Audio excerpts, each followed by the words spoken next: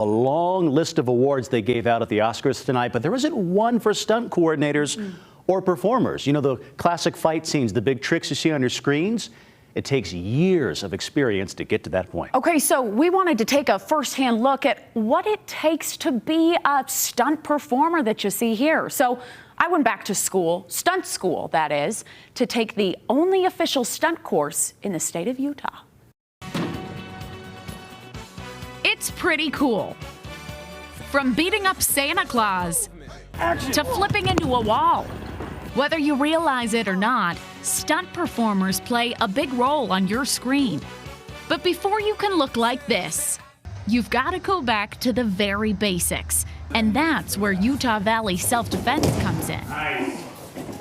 Good, don't land on your hands. Leading Utah's only known stunt school, you'll find Kent Lord. Keep breathing. A 15-year stunt coordinator himself, he teaches his main mantra. We gotta learn how to do it right before we can do it for fake. And that's what we're doing today.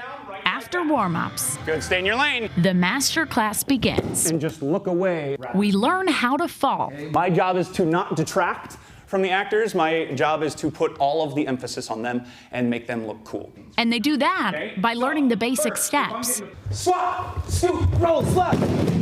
But when put into action, You're gonna fall over, hit that, get that loud? Yeah. You can just it's easier said than done. Well, I forgot everything. After quickly moving on from the falling practice, you bring in the knives, and I want you to grab here and here. or fake knives, that is. Now this is the rule of cool. Yeah. If it looks cool, we can put it on camera. We're trying to make it look cool. Okay. And this one went maybe a bit better than the falling. Oh, no, film that. Did you see how far that went? That was me. Woo! After ideally getting the hang of it and adding a few embellishments here and there, you then put it all together. I do my own stunts.